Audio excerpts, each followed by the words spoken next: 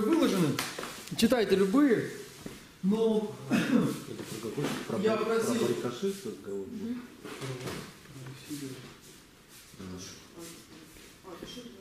Я просил вас читать Рерика. Не знаю, многие ли его осилили.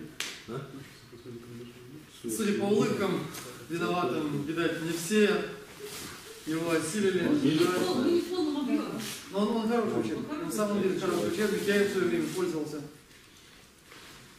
время пользовался. У него немножко, конечно, может быть слишком академический стиль, но в остальном это хороший учебник. Бен, пожалуйста, давайте запустим, чтобы... Давайте запустим. Давайте. Кто-нибудь присоединился. Кто-нибудь, да, в размере одного человека, в количестве, точнее, одного человека.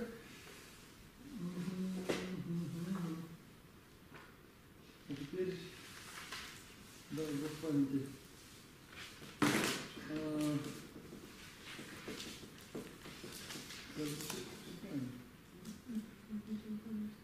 Да, правильно.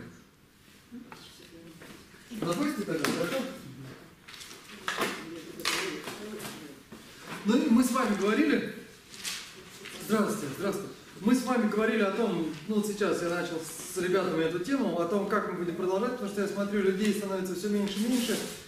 Я так понимаю, что большие перерывы плохо влияют на группу. Поэтому, смотрите, после 26 мая, давайте сразу это оговорим. Потому что я думаю, что через какое-то время мы просто выйдем на каникулы. Смотрите, у нас с вами сегодня понедельник, вот у нас последнее занятие, наверное, будет, я так думаю, 25 числа. 25 мая у нас будет последнее занятие в этом учебном году. И затем мы распускаемся. Мы распускаемся до сентября. То есть 3 месяца у нас не будет занятий. И вот я думаю, что 3 месяца это более чем достаточно, чтобы посмотреть учебник Васильева. Пожалуйста. Пожалуйста, я напишу большими буквами, что мы в сентябре начнем. Не с 1, конечно, сентября, с числа 7-10. Я возьмусь за вас. Вот это вот дланью. Александр, так посмотри. Хотел увидеть длань. А бантик нужно надевать белый в сентябре? Нет, давайте избежим бантиков. То есть мы начнем с сентября, и мы начнем снова серьезно заниматься, то есть у нас уже не будет пропусков, мы будем все время заниматься. То есть сейчас вот у нас был период, когда у нас были пропуски, и сейчас начинаются каникулы, отпуски, так что летом мы освободим, не будем никого здесь приковывать. 7 сентября. Значит, у нас получается сегодня 11, у нас будет еще занятие 15, 18, 15, 18, 22 и 25. 25 под вопросом. То есть у нас будет с вами еще 3 занятия. Я надеюсь, что за 3 занятия мы закончим с вами тибетский текст. Поэтому сейчас сразу перейду к тексту. Мы закончим тибетский текст, вот этот, который изучаем. И читайте Васильева, и я задам какой-нибудь текст, я вывешу его в группе. Текст еще не выбрал.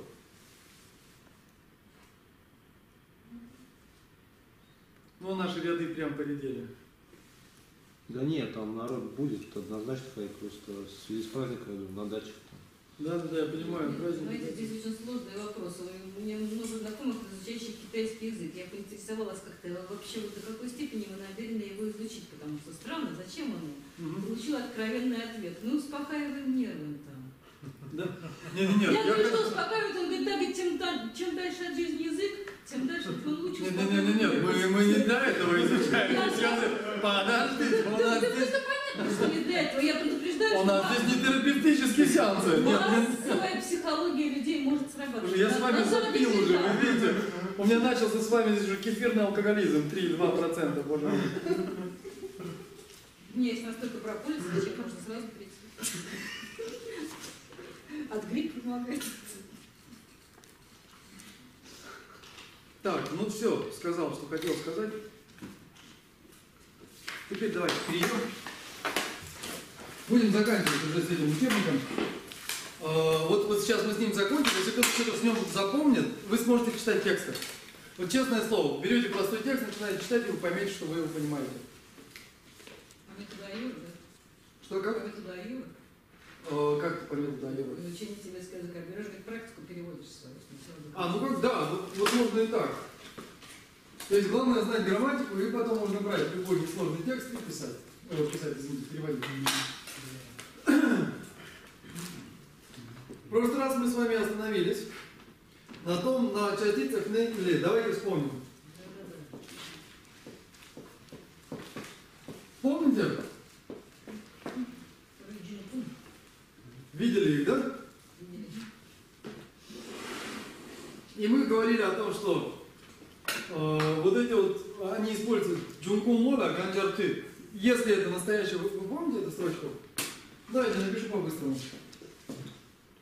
Просто очень много времени прошло.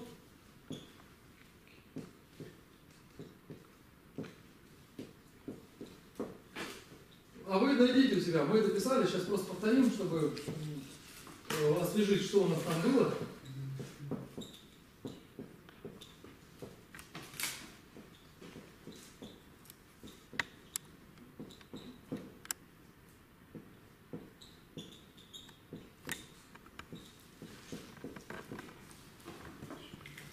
Ну что у нас? Джунгун мода ганджар ты. Помните?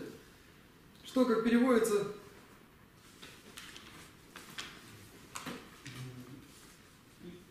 Как это? Исходный падеж Джунгун, который буквально переводится как источник. Дальше мо как у нас переводилось? Настоящий.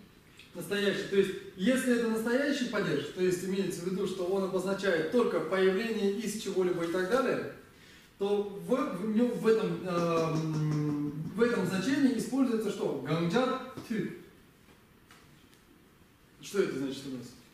Да какой бы ни присоединили. Я вижу, некоторые помнят. Давайте скажем. Не Хорошо, будем мучить. любой способ присоединения. Да, подходит любой способ. Ганджар, то есть, что бы ни присоединили, ты подходит. То есть, что это значит? Можно и не использовать, или любая из этих частиц. И сейчас вот на этом мы закончили в прошлый раз. И мы приводили с вами большое количество примеров. Сан и цаке, сари цаке, паля, умар и так далее. Помните? Да. Из коровы молоко. Да, из коровы молоко и так далее. И вот сейчас мы перейдем к другому разделу. Использование этих частиц. То есть, где они, как они еще используются, в каких значениях. Стирают? Можно попросить еще раз произнести произошедшее? Ну вот здесь вот написано джункун. Это у нас какой тон будет? Высокий. Здесь у нас придыхание. Джункун. Джункун. Дальше вот как она произносилась? И здесь у нас будет какой тон? Вы молчите, потому что знаете, или просто молчите? Это будет высокий тон. Джункун мола, потому что у нас есть предписано. Джункун мола. Канджар ты. Ты, потому что почему здесь у нас ты? Потому что смягчение идет. Са смягчает. Джункун мола, канджар ты. Стираем? Вот, мы с вами сейчас только лишь повторили то, что мы проходили в прошлый раз. Мы заканчиваем с отлагательным падежом. Сейчас мы с ним закончим. И останется совсем чуть-чуть.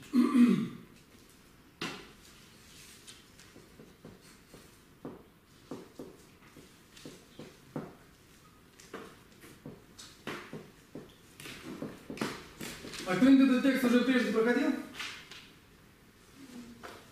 Не проходили? Я его по частям просто проходила в разных вариантах.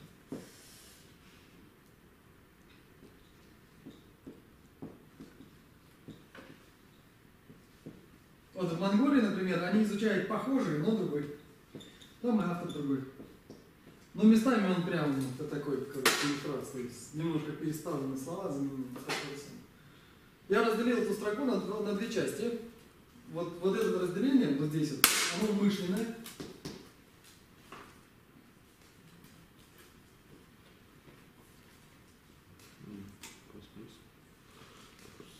Оно умышленное. И здесь получается у нас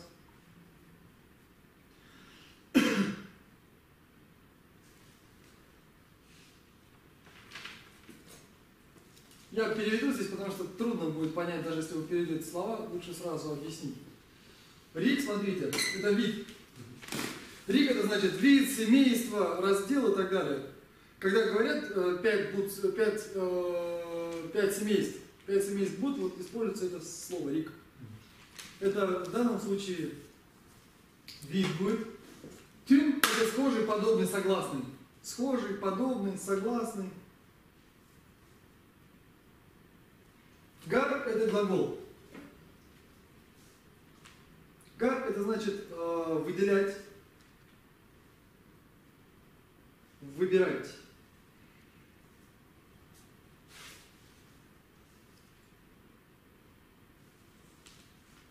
Сейчас мы его напишем по-тибетски, все формы. А у кого-нибудь есть таши с собой?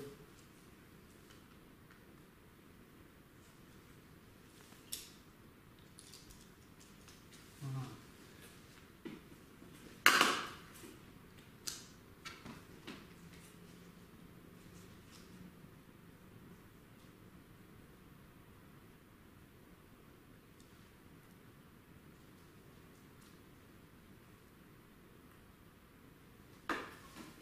Таши, если есть, можно по нему провериться.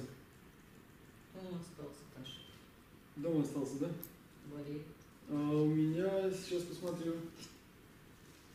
Это там, где форма глагола, Да. зелененький такой, да? Зелененький такой, да?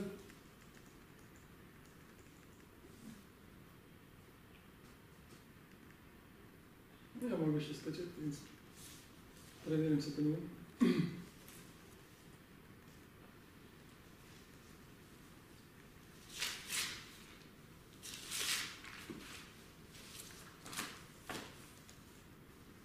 А где-то в конце уже эти глаголы? Да, в конце. Да, там я даже написал страничку где-то. В конце идет табличка. Да, я просто не помню, сколько осталось. А, 150 какая-то. Да, там 152 или 157. Какая-то из них была. Мы гар глагол смотрим, да? Да, смотрим, дгар, это настоящее время.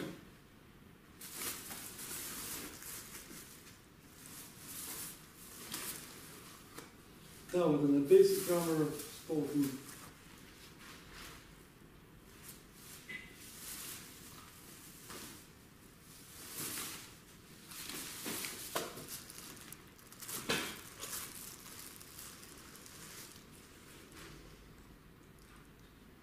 Там как расположены они?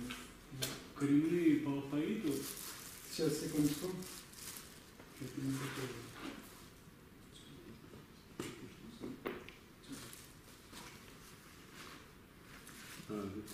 Схожий, подобный, согласный. Вот они пошли. Гар выделять и выделять. Ну его здесь может и не быть. Легко он... Во-первых, а во-вторых, она как-то не очень в алфавитном порядке. Она у него как хочу, так и пишу.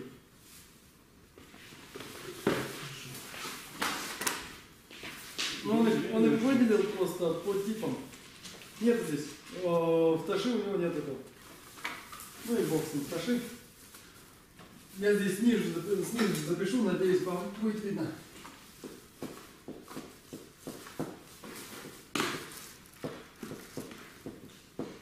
Это вот как дается в словаре. Первое у нас должно быть тогда, соответственно, будущее время. Дальше идет настоящее, и затем идет у нас прошедшее. Смотрите, как изменяется корневая. Вы видите? В будущем баукаракар, в настоящем даугарагар, дальше канару-кора-кор. Вы представляете себе? Их объединяет по большому счету что? То, что это первый ряд, что это согласные первого ряда и ра. Это все, что их объединяет. Дукар, дкар, кор – очень разные вещи. Ну вот бывает такое.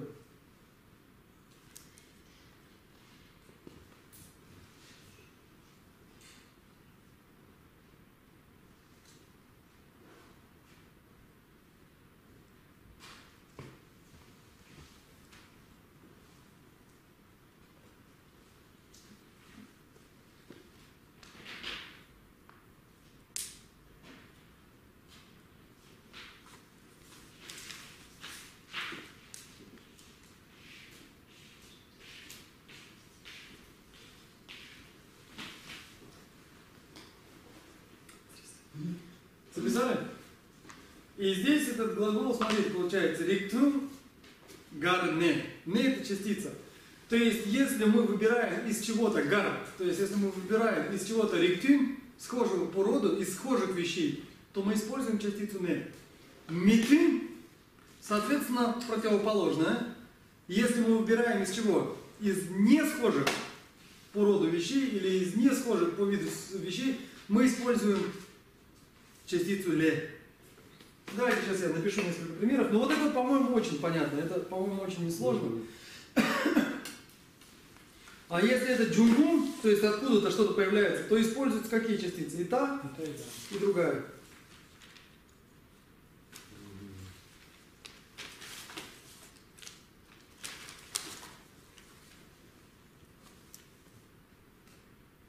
Ну, вот я сейчас приведу вам здесь несколько примеров. Этот комментарий, он отличается интересными, странными примерами. Но я постараюсь разыскать примеры попроще.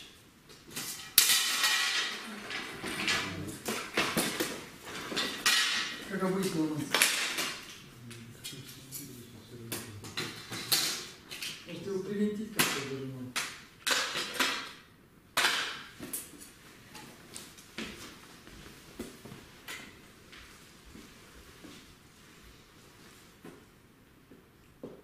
Ну вот в учебнике там такой пример. Не самый лучший, не самый худший.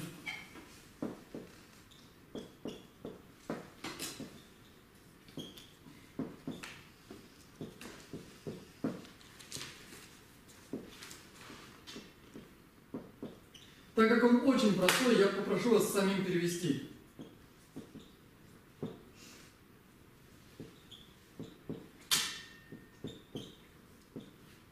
Здесь просто много слов, а текст сам по себе очень простой.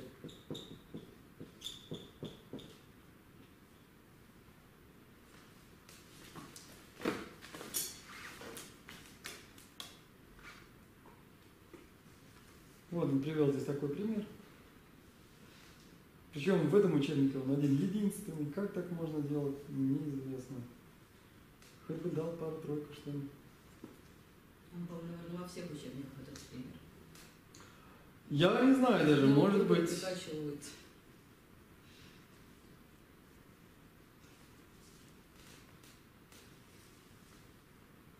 А имя божества не подскажете?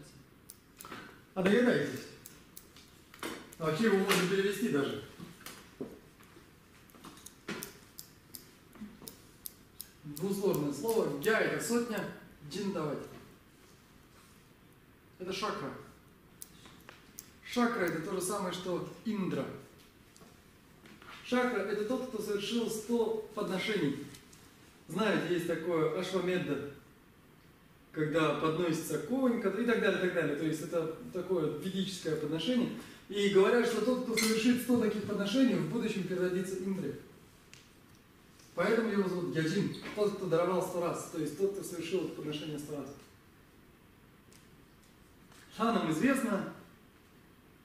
Ну давайте теперь допишите. Здесь нам, в принципе, все известно, а самую большую тайну я здесь уже раскрыл. Кто такой Гяджин, вы теперь знаете. Переводить вам, наверное, теперь неинтересно.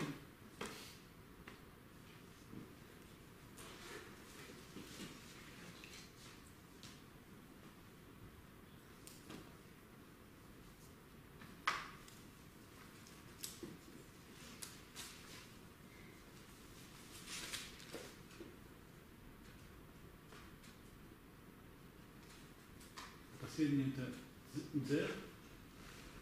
Да. Дзе.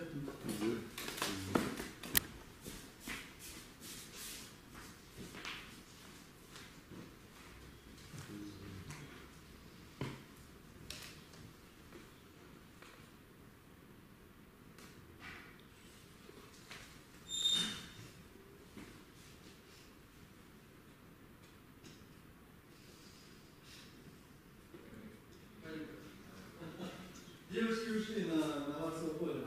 Угу. Ну или куда-то еще, даже не знаю куда. Товарищи,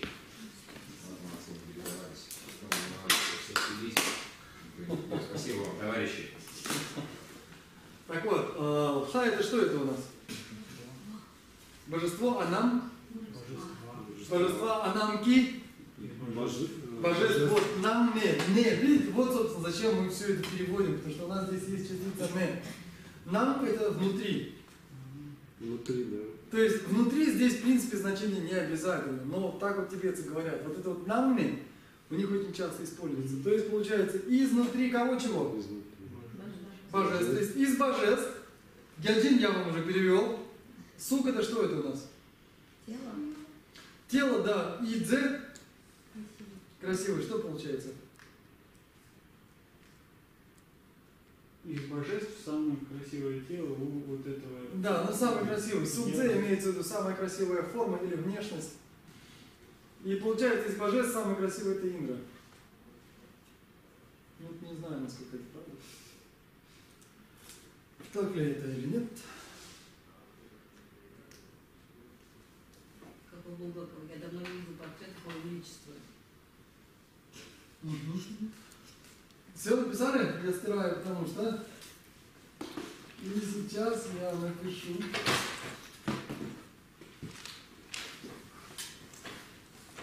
Напишу вот топоним, который все вы, наверное, знаете.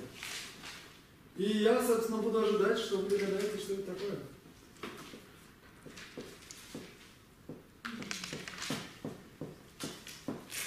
Вот это самое неприятное, когда от вас что-то ожидают. Как жил себе, а тут от тебя кто-то что-то ожидает.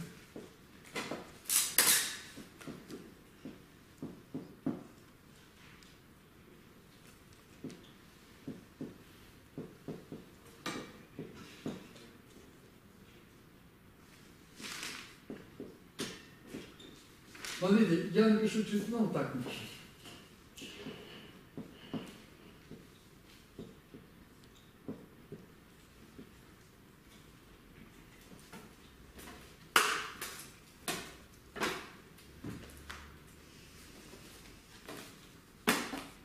Здесь тоже у нас практически все слова известны.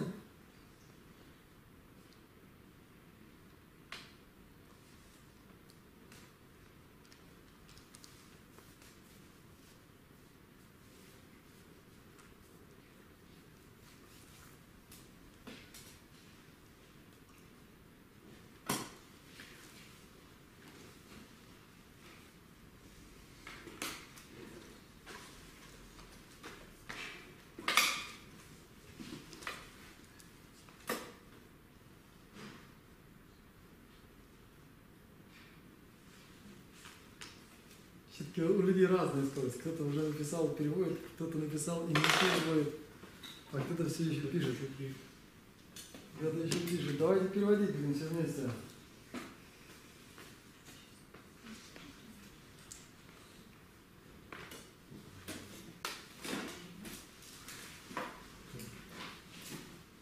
Смотрите, у нас как с вами алтарь здесь.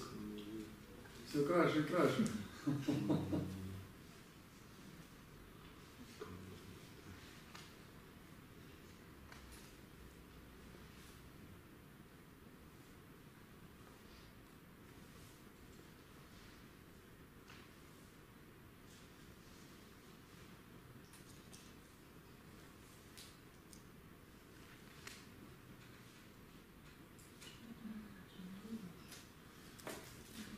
Ага, и что получается? Из снежной горы. Ну, здесь, наверное, скорее множественное число из снежных гор. Джамалумма. Вот оно как пишется, смотрите. Джамо это что это у нас? Кто-нибудь знает? Перевели, успели, не успели? Джамо это царица, это владычица. Джамо. Лангма это связано с легендой появления этой горы. Лангма, здесь пишут иногда, смотрите, вот так вот. Пишут иногда лама, иногда пишут лангма. Лам это бык, джомо лангма, то есть это джамалумма, так называемое, это тибетское название. То это что такое? То. Высокий. Высокий. То есть она самая высокая. То есть Каринам из гор, здесь нет степени, здесь не говорится самая, но подразумевается, что из гор самая высокая Джамалумма. А кам это что? Это снег? Нет? Кам это снег. Да, Камли, соответственно, снежные горы.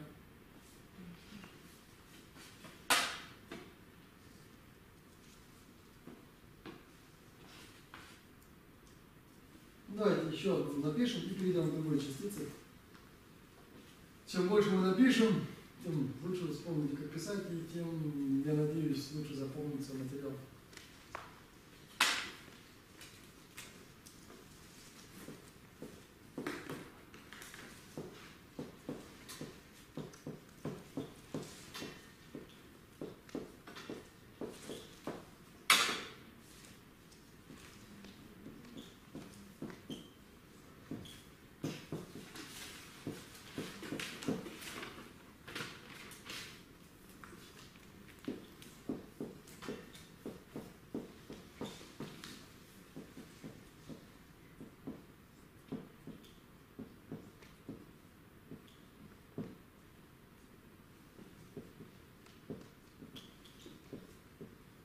Я подскажу, вот это лучше читать как одно слово.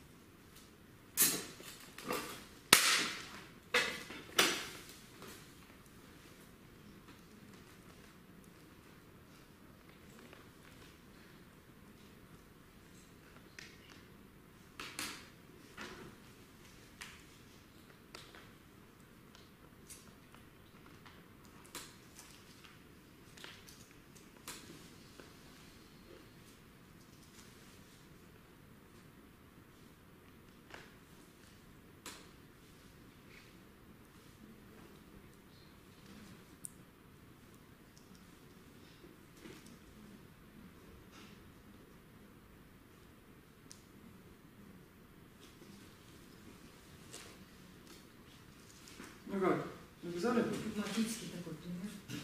Какой? Прагматический. Ну да, в принципе.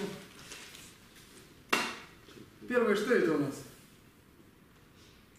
Металл, железо. Как? Металл, железо, нет? Металл, видите, у них интересно. Дело в том, что, видимо, железо было очень настолько распространено среди людей, что любой металл, он обозначался, то есть, вплоть до того, что металл начал сам по себе, металл начал обозначаться как железо. Хотя железо это всего-навсего один из металлов. Так вот, чагрит получается, это что, это виды металлов.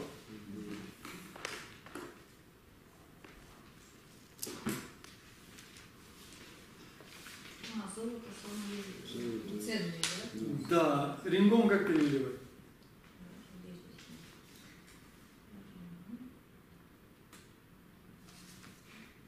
Последняя строчка.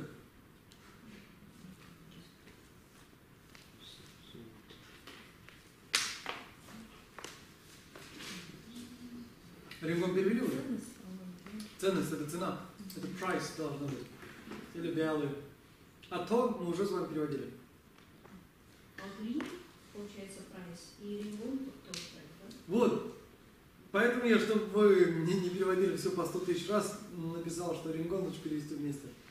Потому что составные рин и гон, они тоже имеют значение цена. И рингон вместе тоже цена. Получается, что самая высокая цена из всех металлов у золота. А можно сказать просто ринг?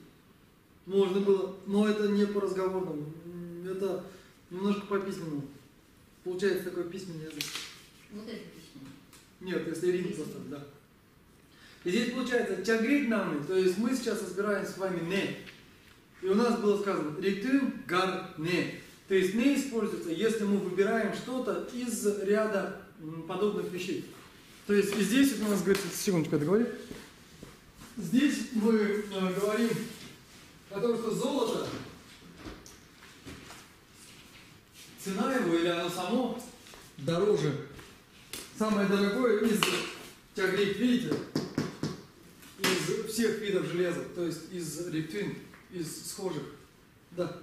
Почему здесь есть частица родительного падежа «ки», а в прошлом примере, где снежные... Ее не было. Ее не было. Потому что она может есть. легко то опускаться, то возникать.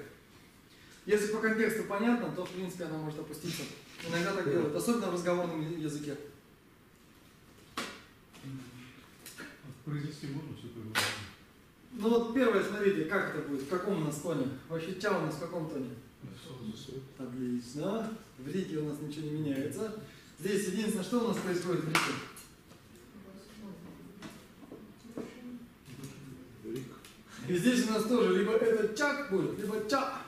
И соответственно ри, чак, ри.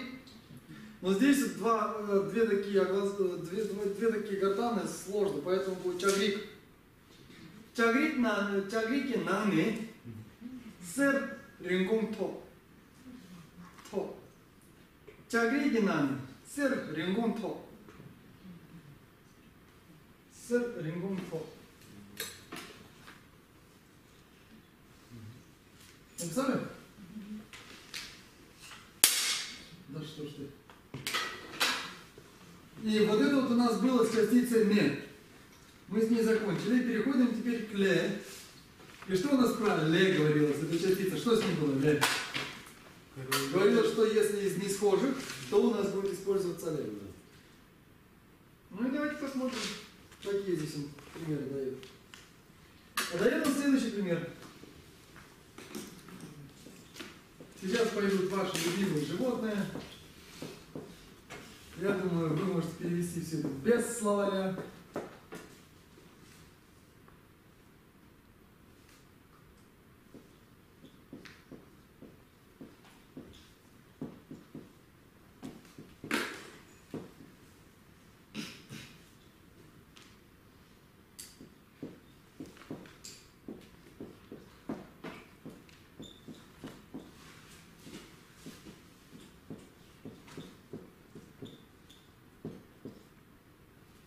Что это у нас получается?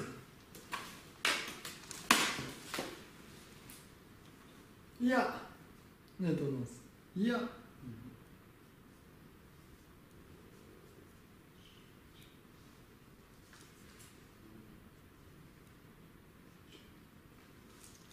Лангчен, посмотрите, что такое лангчен?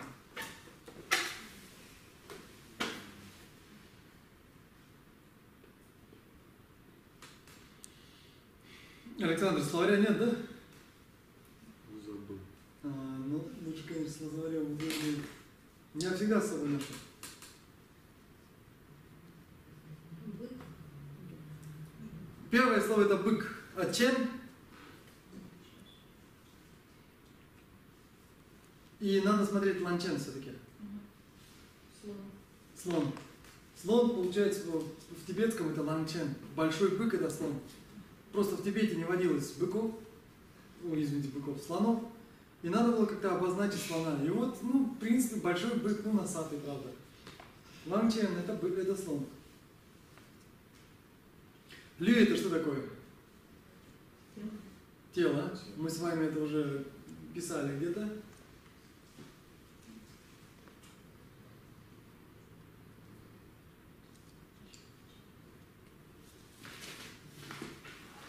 А топ? Топ мы тоже писали. Давно, правда, очень.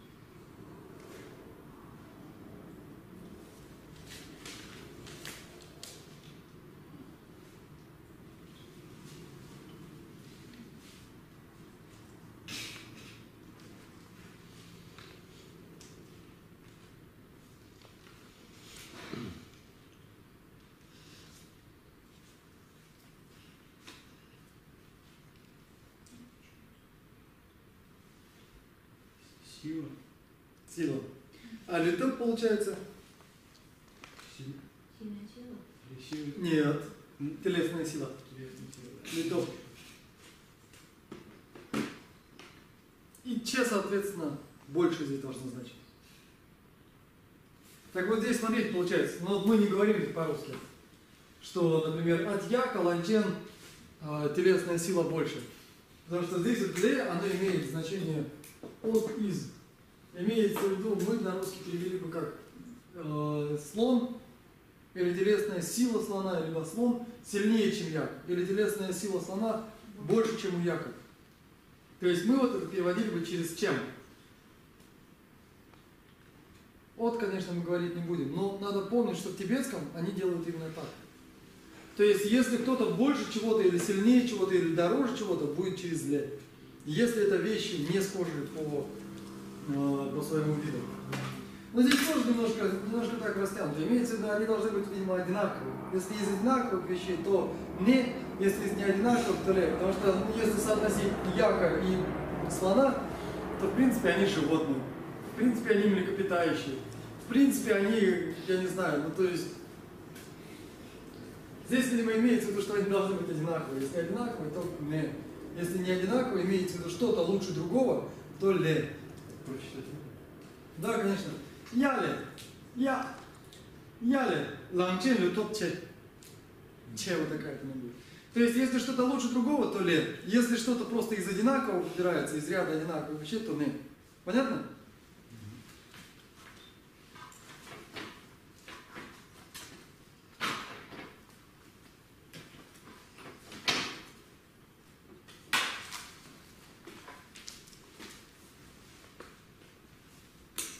В принципе, здесь примеры очень несложные. Не очень простой пример напишу.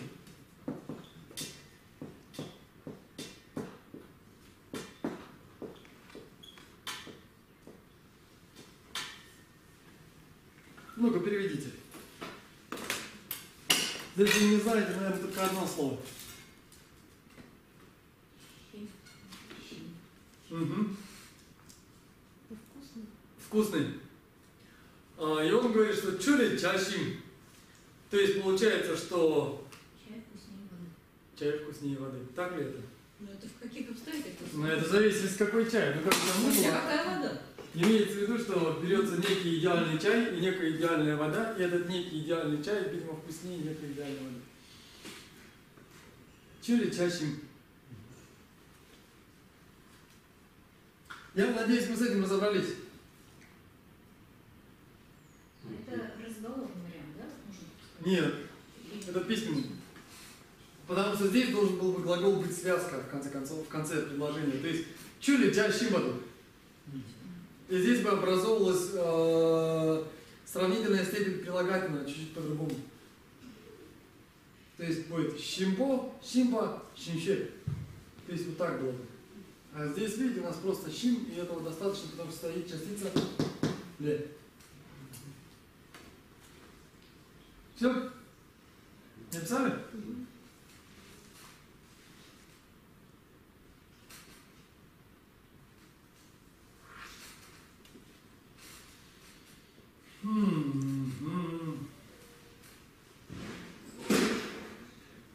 Вот здесь он приводит еще кучу примеров, но мы не будем писать тоже.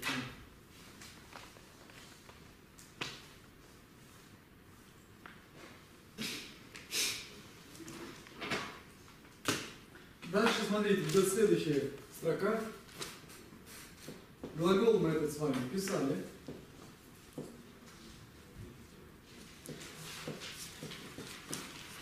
Давайте я сейчас запишу, и мы навскидку попытаемся перевести прям быстренько, без перевода, без ничего, не подглядывая слова.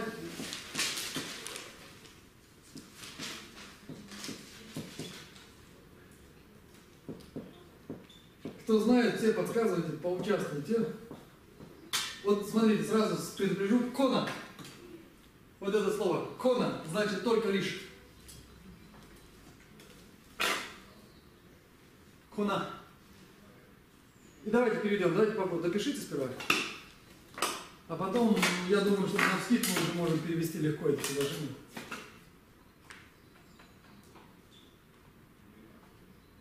Принимая во внимание, что мы сейчас с вами переводим что-то, что описывает функции частиц не, ле. В принципе, здесь все довольно просто. Кстати, вы скачали себе учебник вот этот? Сергей прислал ссылку. Он скачивается. С примерами. Ну вот именно этот учебник. Вот еще не скачал. Который сканировали, да? Нет, я же дал ссылку. Он скачивается на сайте тибетского правительства. Скачал. Вот когда я вам сказал, что там все на тибетском. А как вы говорили, это для тибетской школы. Ды, что это у нас такое? Ды. Собирать какое время? настоящий. Почему? Нету ни анжука. Не приписной, не переписной. Отлично. Слушайте, мы помним что-то. Две это настоящее время. И смотрите, видите, у него здесь да. Если было бы са, то это было бы что у нас? Прошедшее. Нет. Нет, прошедшее, значит, будет. Нет. Повелительно. Повелительное наклонение было бы. Ладно. У нас 4 же формы глагола. Если бы была са, была повелительная форма глагола. Двила глагола. Двила, то есть ла в данном случае это 4-й падеж. Для, ради. Или чтобы можно перевести. Двила.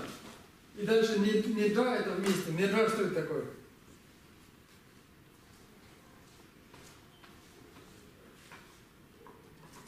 Когда у нас да там использовалось, помните?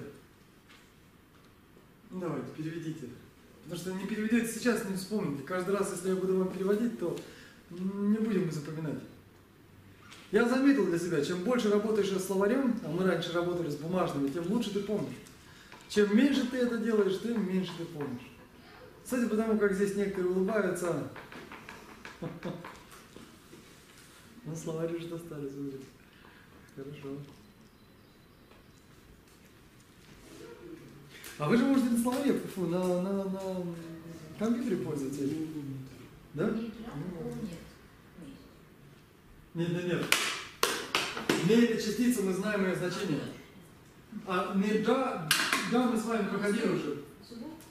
Звук, слово и так далее. Но в данном случае, я говорил уже, это как в гарда. Помните, у нас было? Чеда, гарда. Это показатель падежа. В данном случае это показатель не. Имеется в виду частица не. Мы с вами это писали, и там дальше у нас будет еще раз попадаться, и прежде у нас попадалось пару раз. То есть не да, это надо переводить как частица не. И вот для собирания, для функции, для того, чтобы показать функцию собирания, для того, чтобы, даже не показать, а для того, чтобы выполнять функцию собирания, не да, кона, джук. Используется кона, джук это вот используется кона лишь только. Используется только какая частица? Не. То есть, в принципе, вы должны были сами это перевести довольно просто. Потому что текст у нас идет, это одни и те же слова, их надо запомнить, и смысл всегда очень похожий, то есть можно переводить по подобию, как прежде, как во всех предыдущих случаях. А какой урок здесь? Ваден? Я же сказал, ла, ради, для. 4-й падеж, помните у нас был? Включай.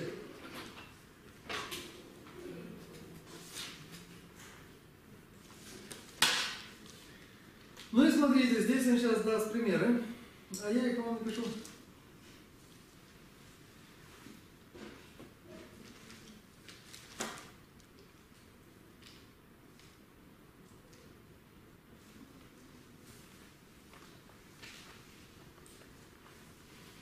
Но то, что он пишет, это архаика, сейчас так никто уже не пишет.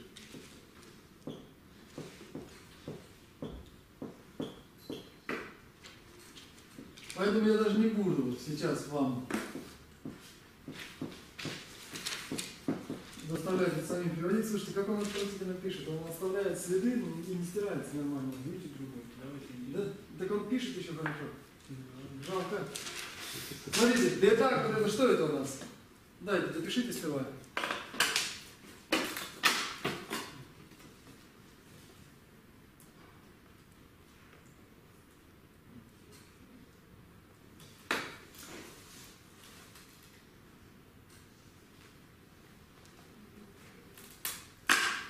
Написали?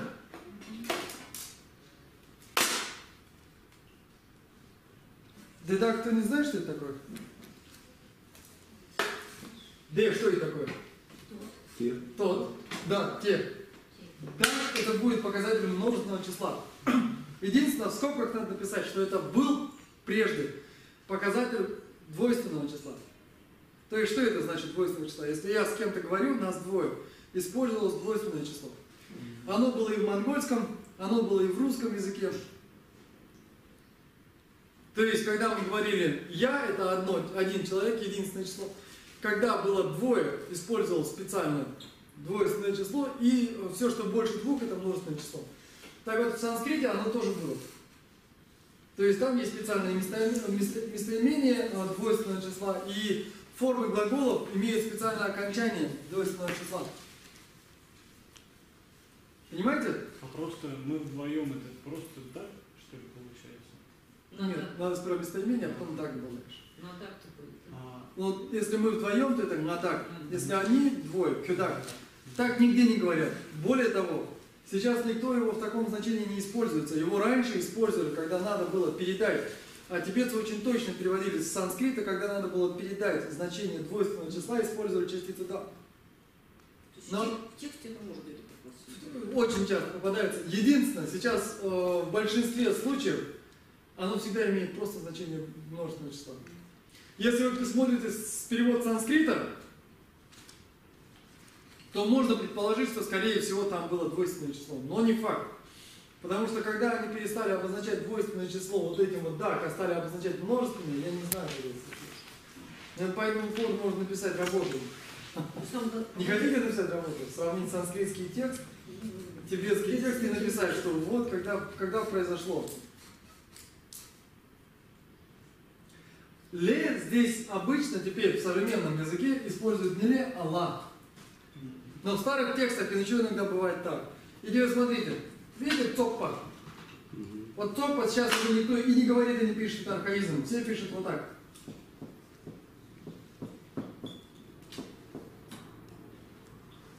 Вот, я ла, смотрите, сюда перенесу, чтобы было понятно. Вот так вот все пишут, ла сопа.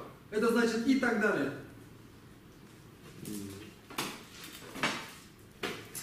Но в старых текстах вы еще можете увидеть лецопа. Так бывает. Бывает и лацопа, бывает и лецопа.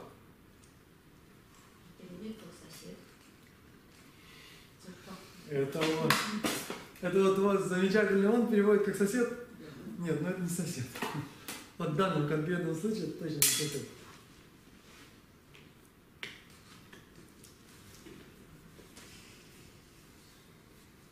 Это ж как, ну-ка дайте проверь, как у нас сосед перевел. Интересно. А в русском от чего происходит слово сосед?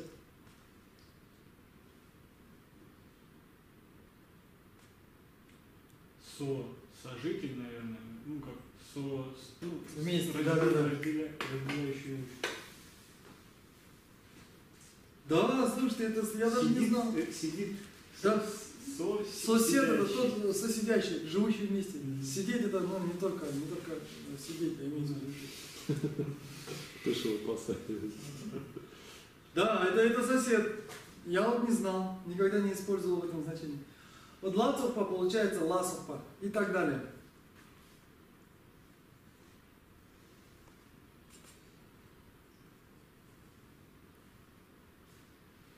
Ну и давайте сейчас чуть-чуть разберем. Гарвар, бог с ним.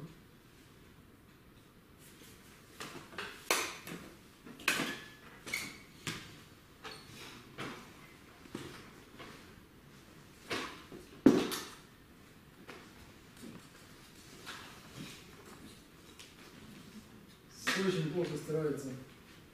Это был пример, да? Для цокпа. Угу.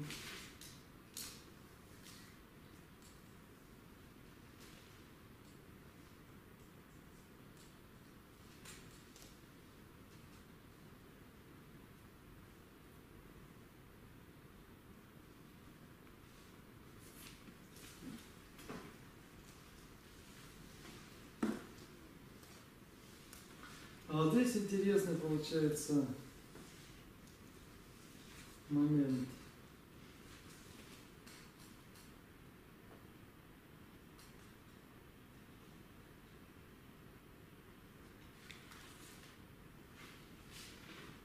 Я упустил один момент в предыдущем значении. Кстати, вот он еще говорит, что он может писаться вот так даже. Вот такого написания я нигде не видел. В том значении это одно альтернативное написание. Видите? Ласур. Ласвоппа. Ну, в не читается, ласоппа так и будет. Но вот он пишет, что бывает такое написание. Вот это и есть при демонстрации функции собирания, о которой мы... Да, ну вот сейчас я еще напишу, здесь у него есть еще одно. Еще один пример. Потому что мы же сейчас писали с вами про name. А я перескочил. Ну просто там реплитымба. Сейчас я напишу еще дыма для вот этой частицы.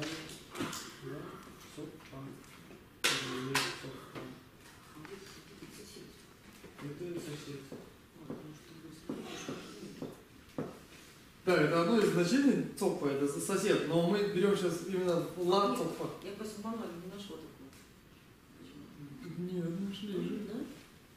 Вам надо не через ла, надо было цопа набрать. Сток спа. Только сток спа, если набираешь туда.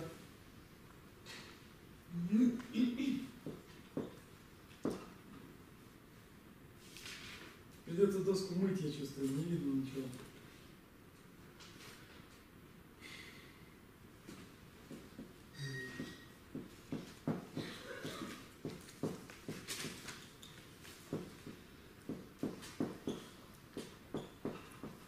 Вот этот попытаетесь сами перевести или быстрее вместе переведем? Может, попытаетесь? Смотрите, вот это вот надо переводить вместе, и вы поймете, что это такое. И на самом деле там должен был быть родительный падеж, но он не всегда бывает. Что получается? Смотрите.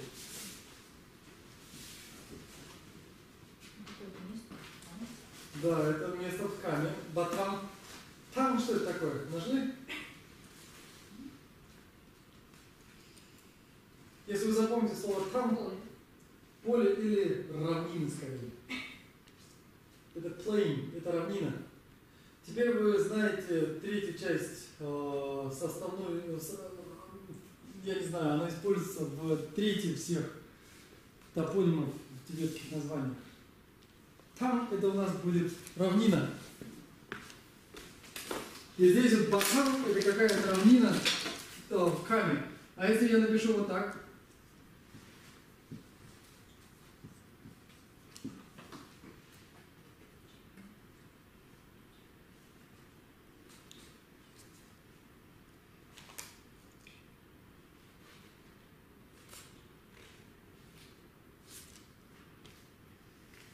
Равнина, Ну что, равнина?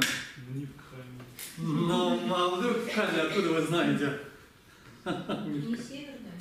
Северная равнина, да, так и есть, Джантан.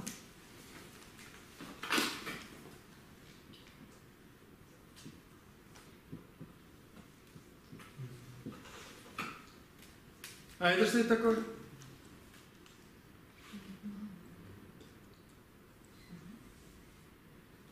Равнина, что ли?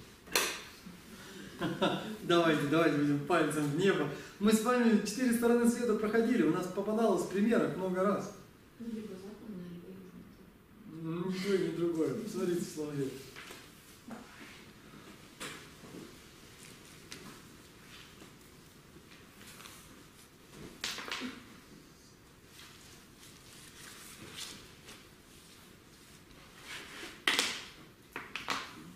Целебная, что ли? Ментам. Мент это имеется в виду менца, то есть медицинские растения, лекарственные травы. Там это получается равнина. Ментам. Как только видите там, сразу можно понять, что это равнина какая-то будет. Все равно с травами. Как? С травами, да, с лекарствами. Но мен это менца. Мент это лекарство вообще. Ментам это не лекарственная равнина, а равнина с лекарственными травами. А можно попросить прочитать? Чантам, ментам. Мгм. То есть батан, соответственно, это какое-то место в каме. Хаса это на что? Помним? И пар надо запомнить. Что такое пар? Что? Между. Нет, это одно значение, есть второе еще. Какое второе значение? Кто-нибудь? До. А между, да, имеется такое вот значение бар-до. Бар – это между, до – это два. И бардо – это состояние между двух. Между прошлым и следующим рождением бардо. Вот до, значит, здесь в данном случае два.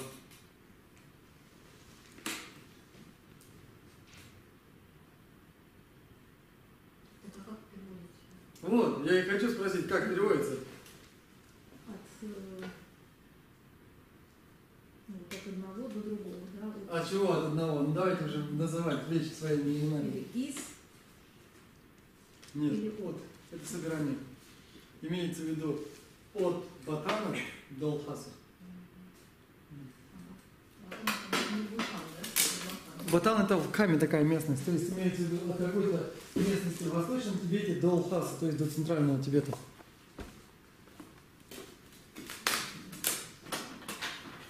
Написали? Я стираю, сейчас напишу еще один пример. Отвратительный маркер, не стирается совершенно.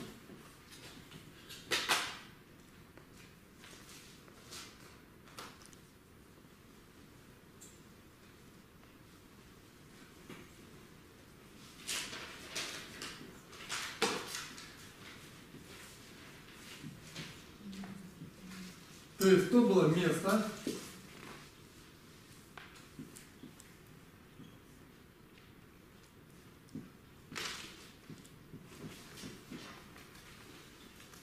что это у нас?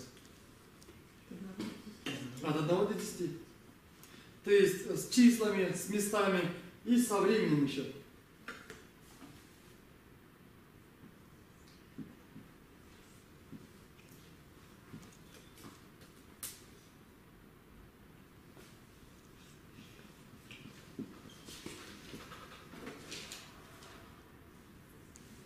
Вот посмотрите, в последнем примере, обратите внимание, он это написал через родительный падеж. С этой частицей бар, с этим словом бар, может быть родительный падеж использован, а может быть и не использован. Смотрите, здесь у нас чикне чу бар. А здесь что написано? Намине талу бар. Родительный падеж стоит. По большому счету, в принципе, должен бы ставиться он везде. Но очень часто он опускается, вот как здесь. Вот это переведете? Там, в принципе, все несложно. По времени.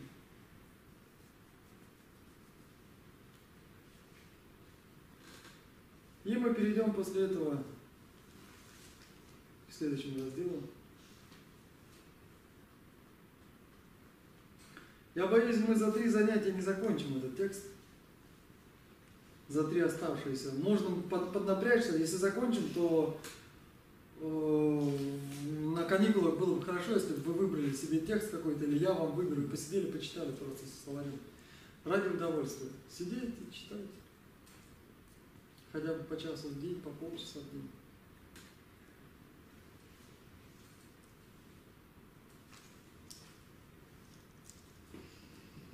Словари у всех есть. Ну что же получается?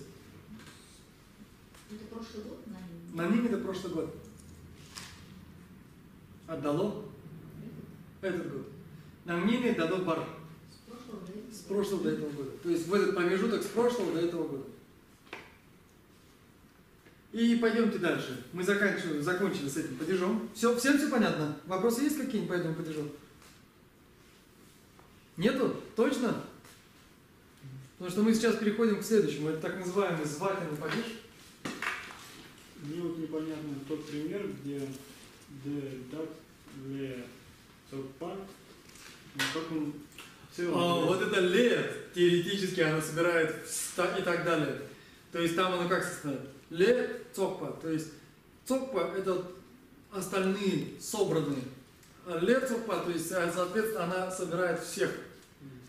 Вот дедак, И ле цупа и так далее. Вот это вот ле, она да, типа слушай. и так далее, и всех, и тому подобных, и так далее, других она собирает. То есть Но это спорный вопрос, как это на самом деле.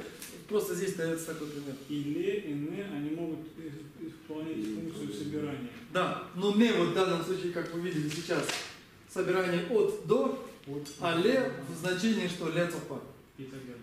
Да, но я вот кроме вот этого ле цупа не знаю больше других.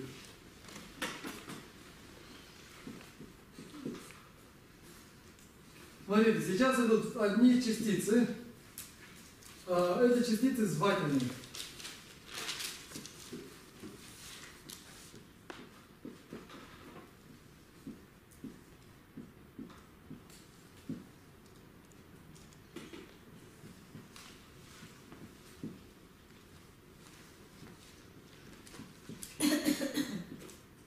Мгм.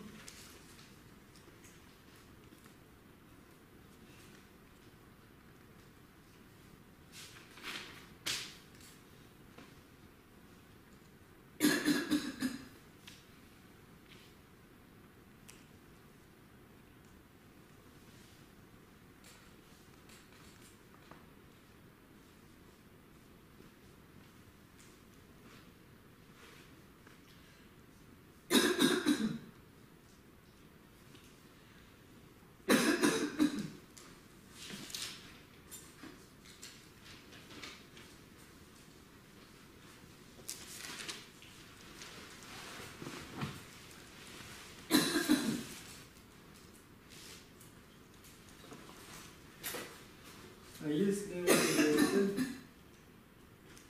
Сейчас посмотрим.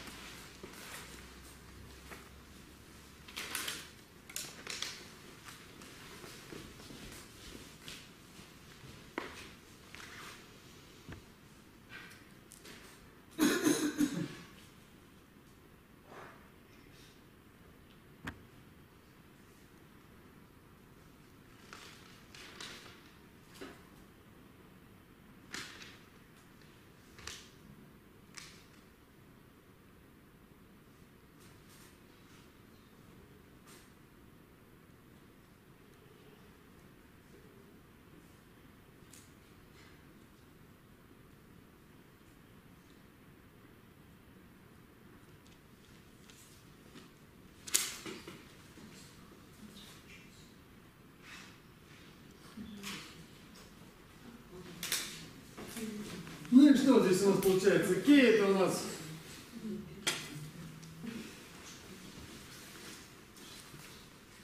кедан кай, это вот два звательных у нас, то есть это типа междометие ке и кай.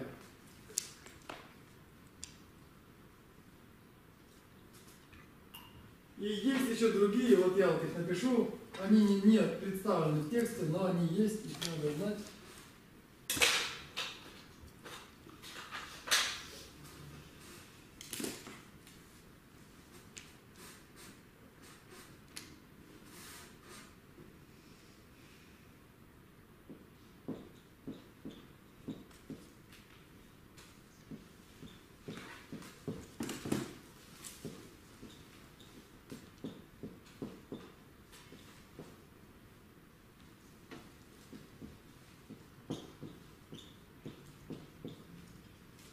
Вот это тоже звательные частицы.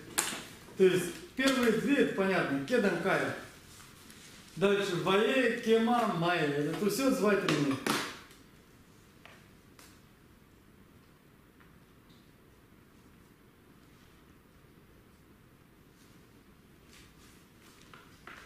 А что е значит?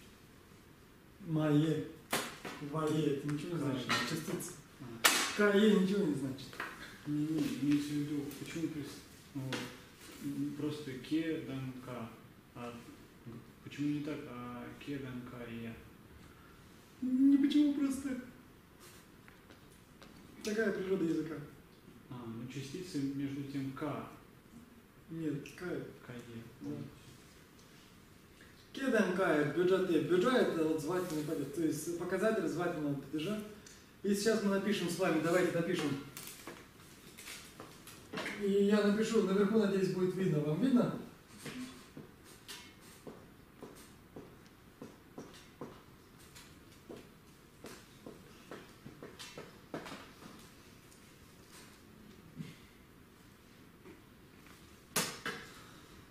Я, извините, вынес сюда вот. Начал писать горизонтально, вертикально. Это будет у нас какое время? Будущее. Это настоящее. Это что это у нас? Прошедшее. И повторяет его совершенно одинаково. Вместе с чик. Это будет повелительное наклонение. Это выписывайте себе отдельно, я надеюсь, вы выписываете так, чтобы запоминать те глаголы, которые у нас есть. И он называется так, потому что «бе» это несколько значений имеет слово, этот глагол. Одно из значений это «звать». И, соответственно, «бюджа» это звательный звук или показатель звательного падежа, или частица звательного падежа. «Бюджа». А если вот мы вот так вот просто сделаем, смотрите. Вот так вот возьмем и это уберем. На что это похоже? На Тибет. Некоторые говорят, что Тибет происходит отсюда. Некоторые говорят, что Тибет первоначально писался как бон. Потом на превратилась в да. Это бывает часто. И бон сам по себе имеет значение что-то бормотать, призывать, произносить и так далее. И то есть, видимо, был первоначально какой-то такой глагол бен, у него отпало вот это а и на превратилось в д. И такое в самом деле очень часто происходит. Если посмотреть, есть куча примеров, когда на превращается в д в тибетских существительных. Это в самом деле так. То есть это совершенно так могло случиться легко. И что у нас получается? Кетам кая бедра т. Т на что указывает? Т у нас указывает на что? Да, на то, что у нас смысл этого предложения еще не закончен. Предложение сейчас продолжится. И вот он говорит, что есть частицы ке и кая, это частицы звательного падежа. Помимо того, вот это вот он, комментатор добавил от себя, есть еще частицы вая, кема и мая. Это не коренной текст, как вы поняли, как вы понимаете, я надеюсь. Потому что я написал так вместе, я надеюсь, вы не спутали.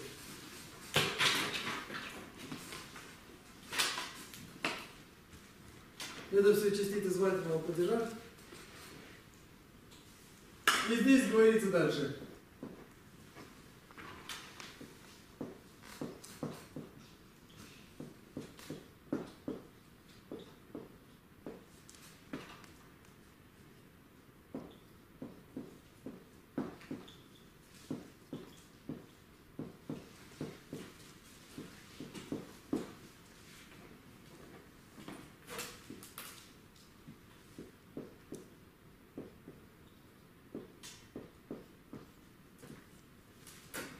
Дальше говорится перечер, минги тогмар джар.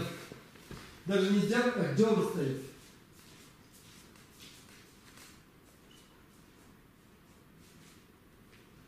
То есть что это значит? Перечер, минги тогмар джор. Джор у нас глагол, мы с вами проходили. Что он значит? Присоединять. Мин это слово. Мин это имя или слово, но в данном случае это имя. Хельчер это обычно большей частью. Хельчер. И последнее непонятное слово это тогмар в начале. И как же это перевести? Что это у нас получается? Памятуя о том, что мы говорим сейчас о звательных частицах, как это у нас переведется? Давайте постараемся перевести.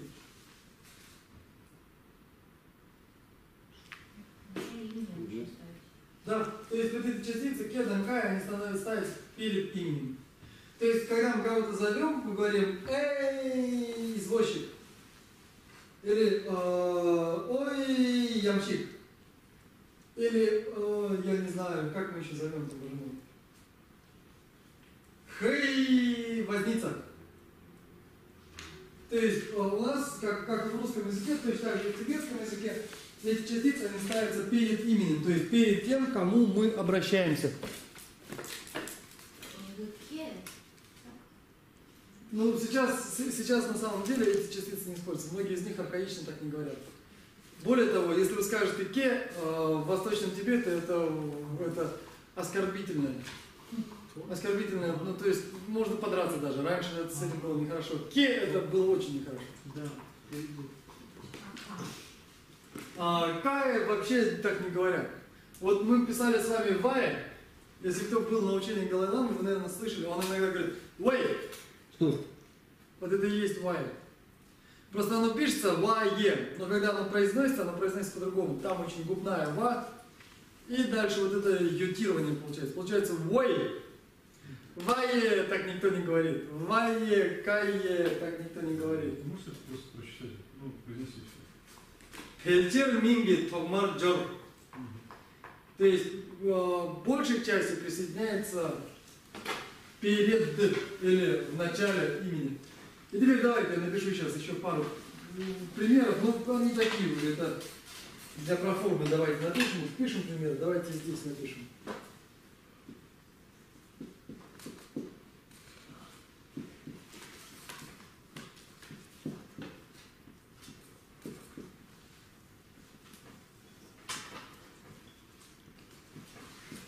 Слушайте, как она трясется? У меня никогда не было такой доски. Настолько качающейся. Одержимый вселенский. Ну да. Как это переведется? Кей, гал почему? Ну небольшой. Великий царь все-таки. Ты большой царь. Эй, толстый царь.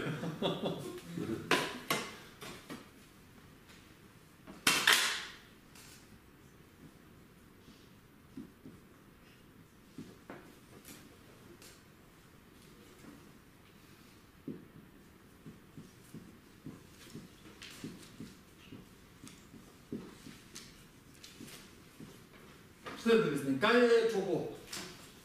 Эй, друг, Эй, друг. дай закурить. Ну, это уже...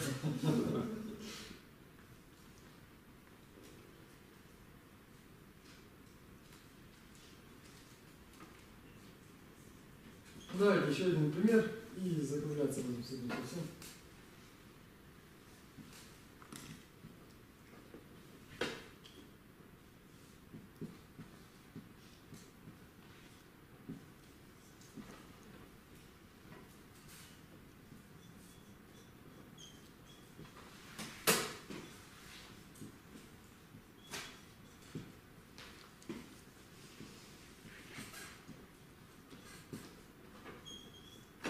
Вот мы с вами добрались до очень хорошего глагола. Мы его сейчас тоже выпишем. Это уважительный глагол. Переведите, сколько можно с вами? Там, в принципе, все несложно. Или помочь? Как мы поступим?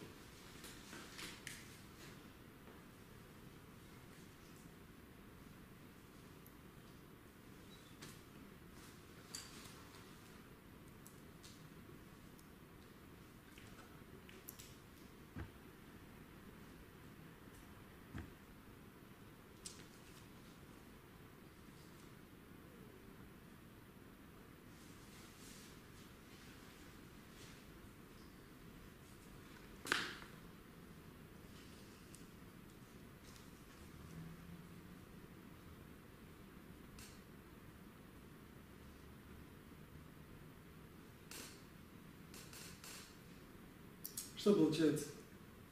Кема, ну понятно, что кому-то обращаются. А дальше идет цендент. Что такое цендент?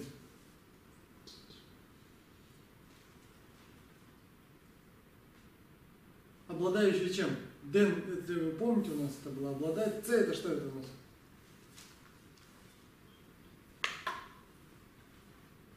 Вот Ц, оно само по себе интересное слово, потому что в разговорном языке это любовь, а в дхармическом языке это сострадание.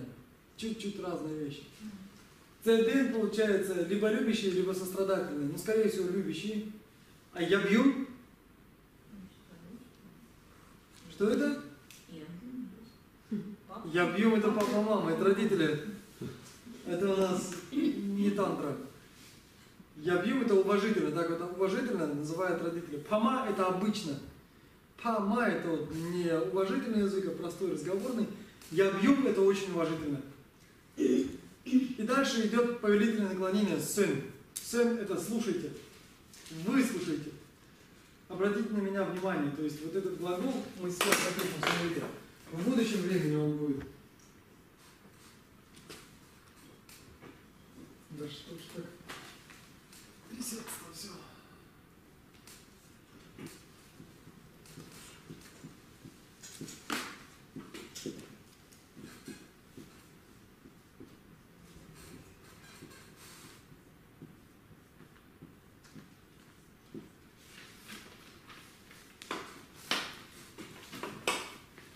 То есть в будущем времени будет сын, в настоящем сын, в прошедшем сын, и на повелительном наклонении снова сын.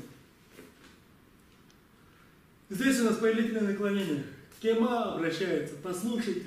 Кема ценда ябгим сын, то есть кема, о любящие родители, послушайте или выслушайте меня. Предложение интересно. В смысле, а какое это приложение? Послушайте меня, я женюсь, да, или что там? А, нет, здесь другое.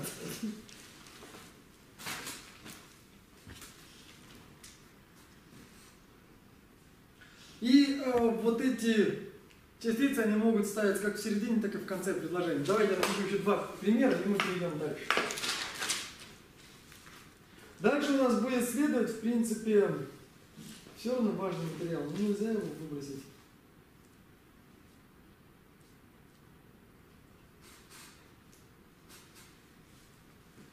Ну не успеем, если не успеем, боже мой, что ты же сделаешь? Я просто хотел бы, чтобы вы закончили это до каникул. Но что-то, мне кажется, не успеем до каникул. За оставшиеся 3 занятия. С этим понятно? Вроде это вот очень просто. Вроде никаких проблем здесь быть не должно.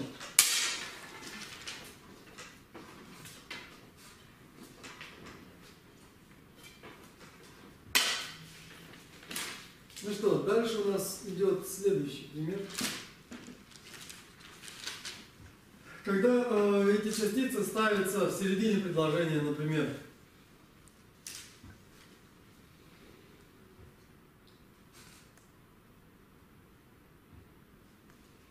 Так, минуточку, куда же нам делать? Ага, ну вот.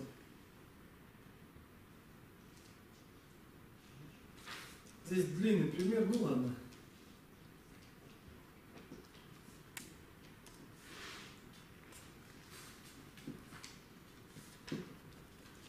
Оно длинное, я переведу, не буду заставлять.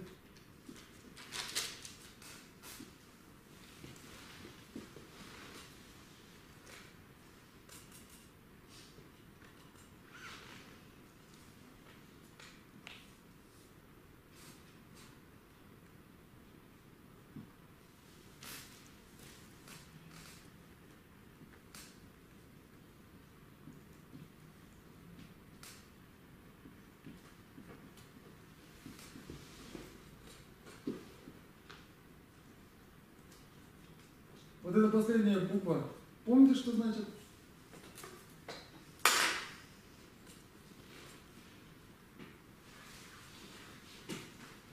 Что значит последняя буква?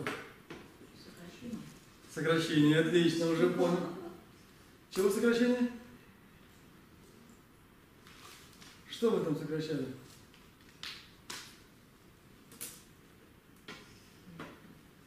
Ну, не помните, что мы там сокращали? Вот это что это сокращается?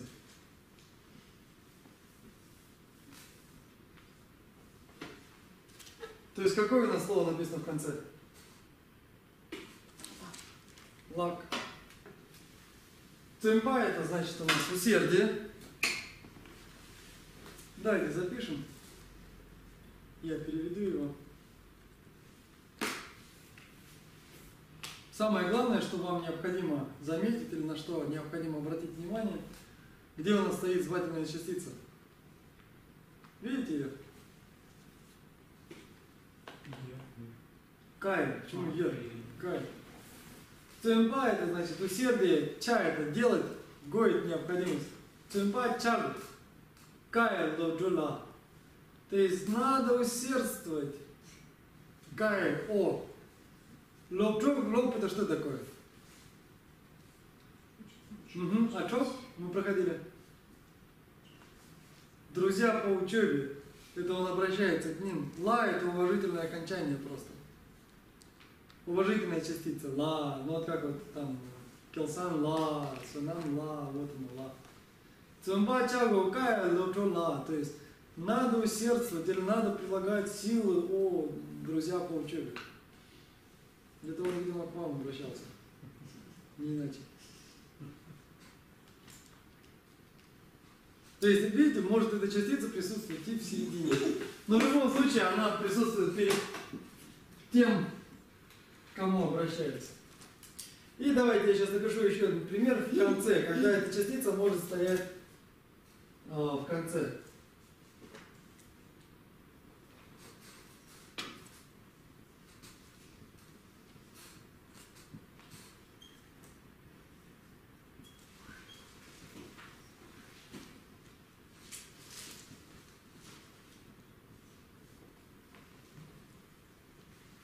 Можно перевести ее как восклицание, типа «О, друзья по учебе» или нет?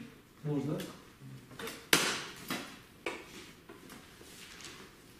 Легбар дючикке.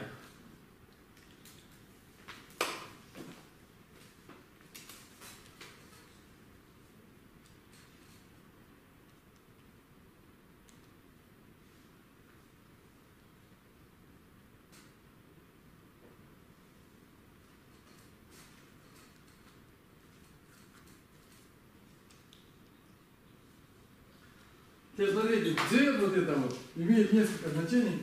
Это повелительное наклонение глагола «делать». «Дзе».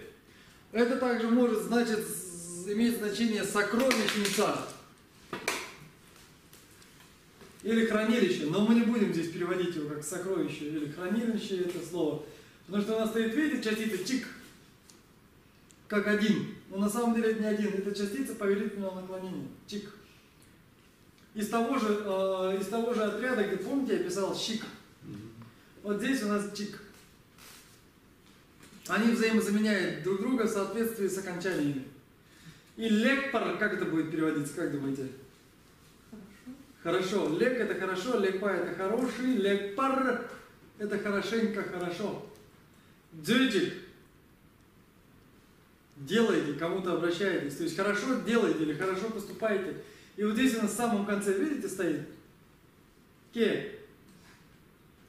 То это кому-то обращение. О, вы или кто-то там, делайте хорошо или совершите благо. То есть надо переводить в контекст. А что он там хотел сказать, неизвестно. То есть хорошо делайте, о вы. Да, где-то так. Можно попросить первый пример прочитать? Да здесь написано «цэмба чагу кае лото ла». И дальше «лекпар дзюджик». Вот на этом мы с вами закончили частицы, которые у нас назывались зависимыми. То есть, которые присоединяются морфонологически, то есть по морфонологическим принципам. То есть они присоединялись из каких-то частиц, мы выбирали какую-то в соответствии с окончанием предыдущего слова. Помните, это у нас было? Далее мы переходим к разделу частиц, которые ставятся арбитрарно, то есть они ставятся без зависимости от того, после какого слова они ставятся. Понимаете? И вот сейчас, это вот в соответствии с тибетской традицией, мы начнем с частицы ни. И, наверное, на сегодня на этом закончим.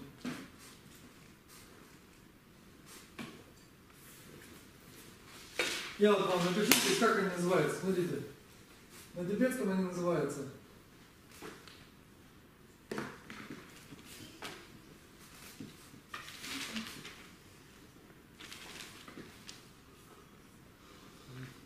Вот, это тот раздел, к которому мы переходим.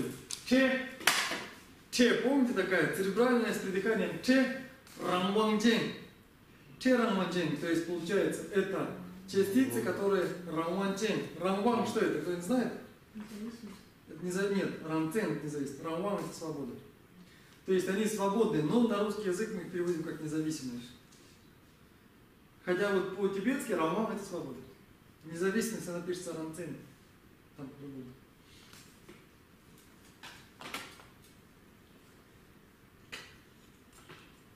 То есть зависимыми мы с вами кончили, остались у нас независимые. В моем комментарии это 1, 2, 3, 4, 5, 6, 7, 8, 9, 10, 11, 12 страниц.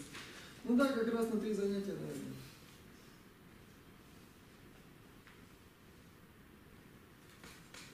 И давайте я сейчас напишу одну строчку, мы чуть-чуть ее разберем, все равно все не успеем. И на сегодня закончим. Написали? Так, вот с этим совсем есть какие-нибудь вопросы? Вот повторите, пожалуйста, пар какую роль играет здесь? Я объяснял уже, что па это часть слова, но если к этой части слова обычно присоединяется ра, то образуется что у нас? Наречие.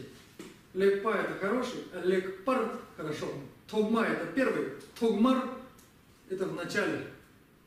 И так далее. И также ра иногда у нас соединяет глагол. То есть, если у нас там один глагол, потом стоит пар, потом второй глагол, эти глаголы соединяются. Все? Стираем? Можно еще уточнить, вот это звательный падеж уважительная форма или неуважительная форма? Вот, там бывают частицы уважительные и неуважительные. То есть, если мы обращаемся «О, царь великий, снизойди да» и так далее, это хорошо. А если мы скажем «Эй, царь», ну, как бы уже что-то здесь другое. Так вот и в тибетском тоже. Некоторые из частиц, они более уважительные, некоторые из них нет.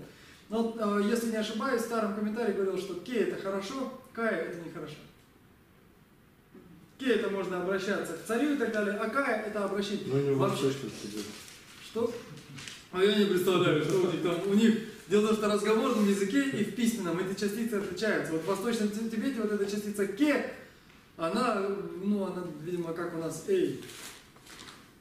То есть там какая-то неуважительная. Да, там вот как-то раз неуважительно. Но дело в том, что они сильно поменялись, и у меня в комментарии об этом ни слова. Но я сейчас посмотрю в другом комментарии.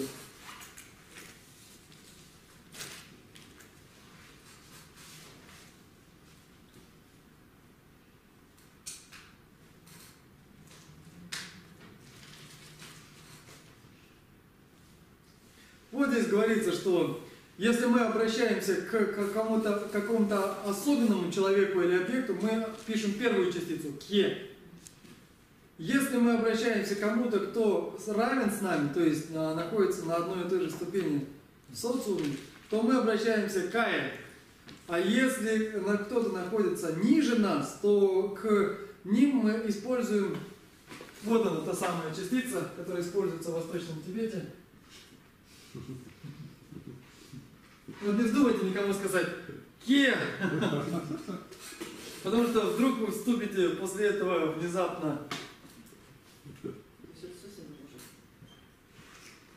Вот то, что мы писали, помните в Вае? Вае. Ну это как бы старше может обратиться к младшему. И есть еще такая частица, вот она, смотрите. Вот это нехорошо, вот это само по себе, если вы прислушаетесь, как не очень приятно. Неприятно, да. Да, но она звучит как, пишется как «ве», но произносится вот так. Это значит типа «эй», или даже хуже вообще. Ну да, это уже, это гопнический язык. А я слышал, кстати, такое. Ну, На нем говорят даже не подонки, на нем говорят гопники. Это страшно. Если вы сильно захотите кого-то оскорбить, можете запомнить из всего тибетского языка вот эту последнюю строчку. И общайтесь на здоровье. Долго общаться не будет. Ну я не знаю. Насколько человека кажется, которому так обладает. И все их пообщались. Все? То есть эти все частицы и в письменном, и в разговорном? Вот здесь нет. Некоторые из них все еще используются в разговорном, а некоторые из них используются только, все еще используются в письменном. Некоторые из них не используются в письменном, только в разговорном. Вот ке – это письменное. А где кай? Кай – это письменное. Вай – это она и письменная, и разговорная.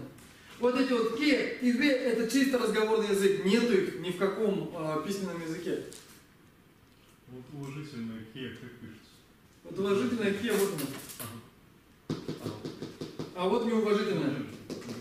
А произносится гадина очень похоже. Так что вы осторожны.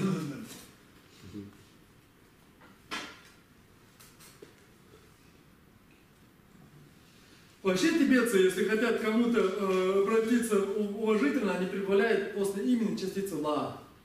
И когда им отвечают, например, что-то говорит, и кто-то не расслышал, они отвечают ла, что это что является уважительным.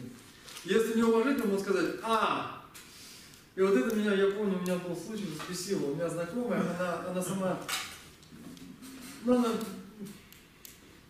она так отвечает. Я разговариваю с ней по телефону и говорю: алло, привет, то-то, то-то, то-то, то-то. Она не расслышала, говорит: а! Я повторяю второй раз. Она: а! На третий раз я не сдержался. Я вынужден был. казаке. Ну просто это вот приблизительно где-то так. Вот, то есть уровень неприличия такой. То есть это точно так, как если бы мы на телефонный звонок во время разговора отвечали бы постоянно вот так. То есть не извини, что ты сказал, или повтори, пожалуйста, или ну хотя бы что. Ну или что уже, если уж на то пошло. А если мы будем все время говорить а! И вот вы представляете себе, вы 30 секунд что-то объясняете, тебе надо прийти туда-то, туда. А! Тебе надо прийти туда-то, туда-то. А! И вот на третий раз.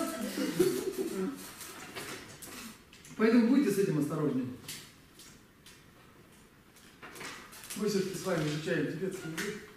Мы с вами изучаем не просто тибетский язык, мы с вами изучаем центральный диалект. Более того, у нас есть даже легкая, необоснованная претензия, что мы с вами пытаемся изучить псевдо какой-то околоухарский, практически столичный. Так что давайте с этим будем осторожны.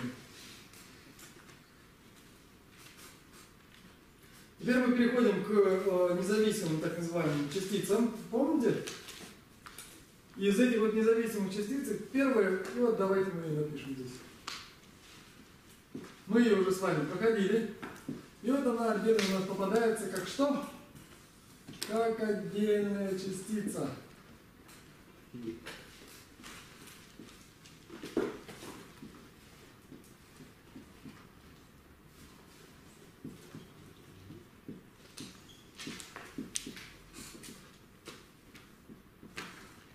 Ну-ка, напрягитесь, переведите сами. Я понимаю, что плохо видно. И все же, здесь это она у нас сегодня, на сегодня последняя. Так что давайте немножко напряжемся, посмотрим, что это, и пойдем в теплый майский город. Вот зачем мне 2 раза повторилось? Нини. Что до ни, да, что до ни, или что же касательно вот этой частицы ни. Или можно просто перевести, чтобы не писать длинные фразы, что же касательно или что-то. Ниже или ни тире. То есть не обязательно даже какой-то частицы перевести. Главное дать понять, что ни это выделительная частица в данном случае. И вот видите, как красиво у него получилось. Нини. То есть он использует для выделения вот этой частицы самой этой частицы. Это все равно, что в русском сказать «а же».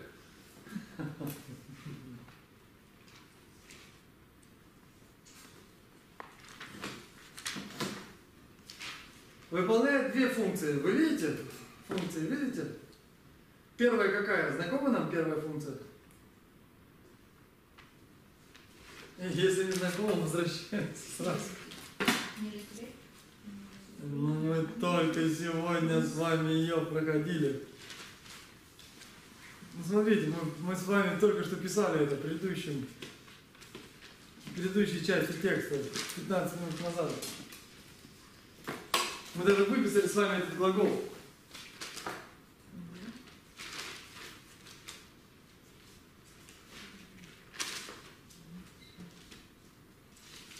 Ну что же вы, люди? Ага, вот оно, я вижу. Выделять слова. И дальше, смотрите, идет немпа, это давить буквально. Буквальное значение первое, это давить, подавлять и так далее. Не гада немпеджат. То есть это джа, что это такое у нас? Частица, которая что? Ни это частица, которая гар выполняет функцию выделения, и немпа подчеркивание или усиление. Понятно? Всего две функции у нее. Не так много, по-моему.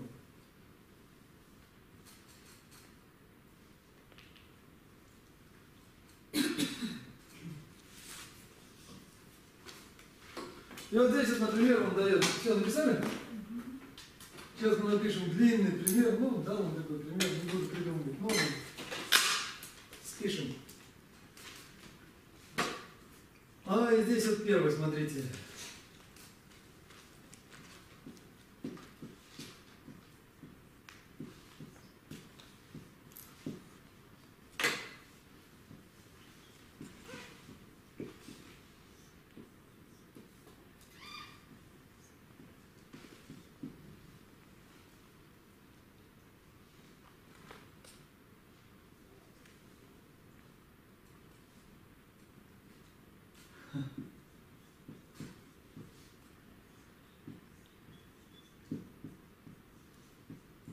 Ну так ну, ничего, так похвалил себя.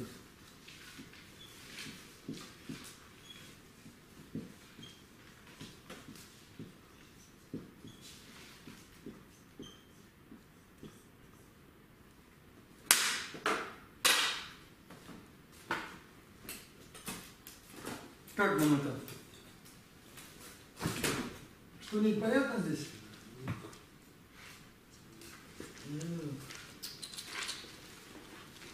Я не уверена, что это так, как он сказал. Ну, это не важно. Сейчас мы рассматриваем это чисто с грамматической точки зрения, но не важно, насколько оно истинно или ложно, это выражение, это высказывание. Самое главное, чтобы мы поняли, что там написано.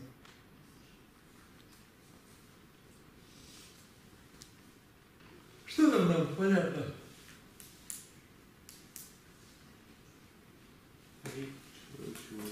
Что? Человеческое сознание. Рик это, я уже говорил, вид. Но здесь вот мирик это вид людей, а именно либо нация, либо национальность. Но здесь национальность, наверное, вряд ли, скорее это нация здесь. И скорее всего даже много наций. А нарне что у нас значило? Из. Ну, здесь в русском без слова всех, видимо, не обойтись. Если мы просто скажем из наций, немножко не звучит. Из всех наций, не те, что это было у нас. Сострадание. А чева? Великое. Нигде чева, то есть великое сострадание. Ни вот это оно выделяет. Пепао. Пепа это у нас тибетцы. О показывает что? Окончание предложения. И что получается? Да, он так похвалил свою нацию очень, Мислав, да? На своем же тибетском языке, в своем же тибетском учебнике. Из всех наций тибетцы самые сострадательные. То есть здесь понятно, где что выделяется?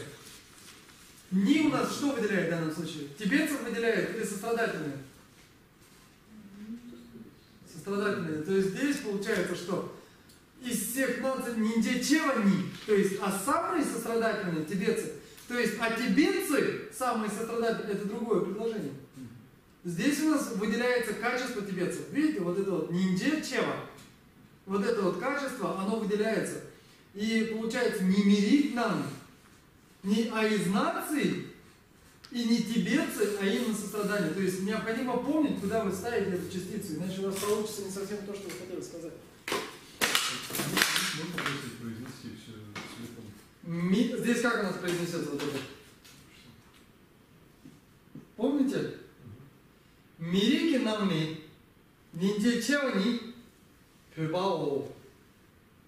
Ниндзя-чева-ни, пюбао. Но оно такое очень такое литературное, ну так не говорят сейчас. Единственное, вот этот ким намни, это по разговору, у него получается такой язык. Литературный с влиянием современного разговорного. Стираю?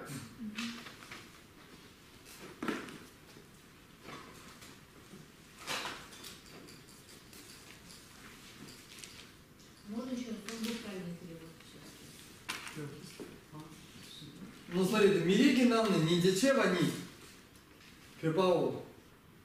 Из всех народов самые сострадательные, это тибетцы. То есть, даже в принципе, наверное, надо немножко по-другому перевести. Из всех народов тибетцы, самые сострадательные. Вот так, наверное, надо было перевести. Потому что здесь мы подчеркиваем сострадательные. И оно должно быть вынесено. Если мы вынесем из всех наций самые сострадательные тибетцы, то получается мы выносим тибетца. А нам надо вынести самые сострадательные. То есть, надо написать, что из всех наций тибетцы, и здесь выносим самые сострадательные. Ну, я так предполагаю.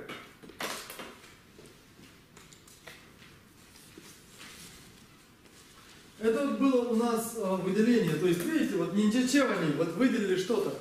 Из всех наций выделили какое-то одно качество и поставили после него что? Эту частицу. Дальше у нас идет усиление или выделительная частица. То есть, даже не выделительная, а усилительная частица. И вот здесь вот смотрите. Сейчас он... Боже, какой же длинный. Я не буду писать весь пример, напишу только короткий.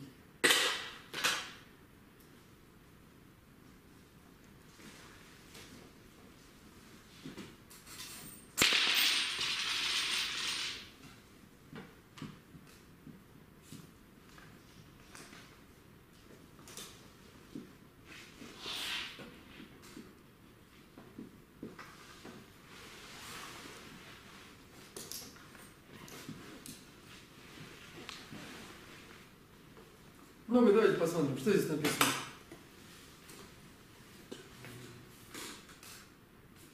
Хотя нет, допишу.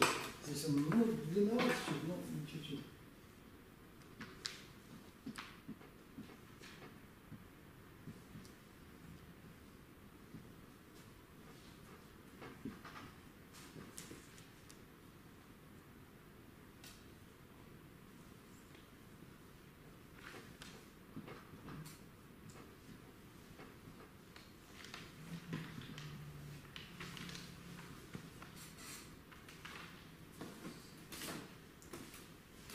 Тади пукани дзе, дони сан, шимуни я.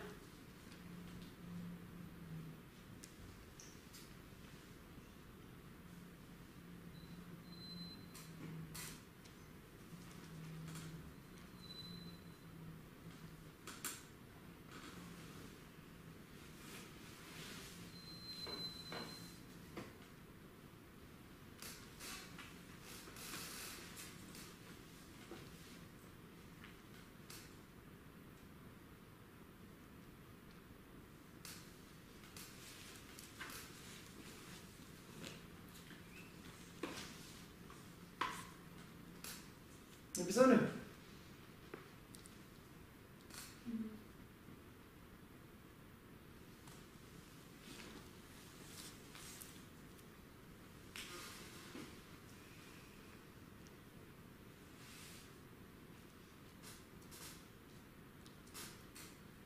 Чему? Да, здесь написано «щемо».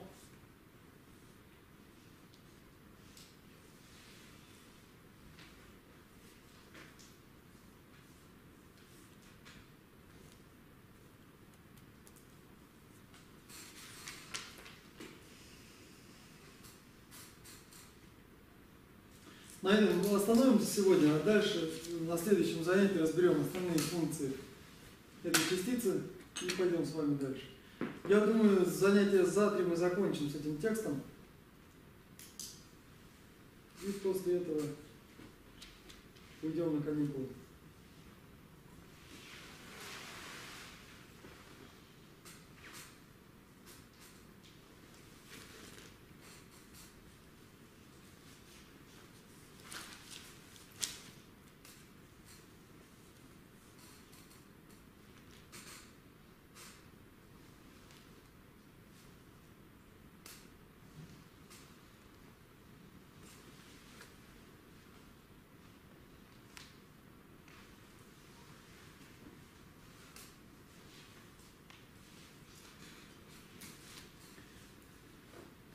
Ну и что у нас получается? Здесь вот видите, он выделяет везде, то есть как бы усиливает.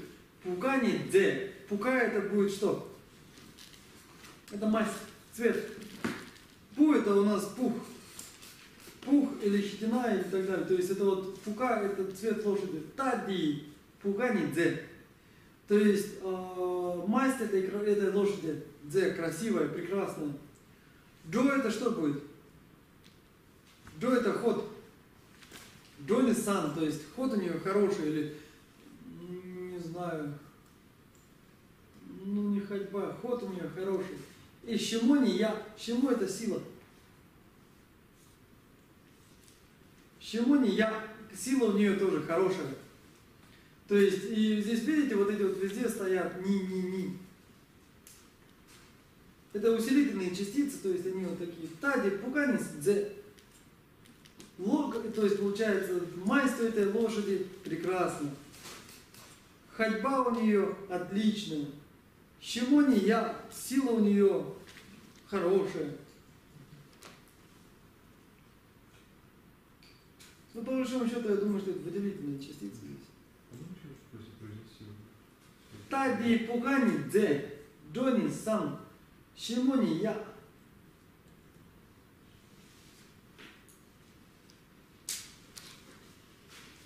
Написали? Ну что ж, наверное, на сегодня здесь остановимся. У нас, правда, осталось 8 минут, но я думаю, что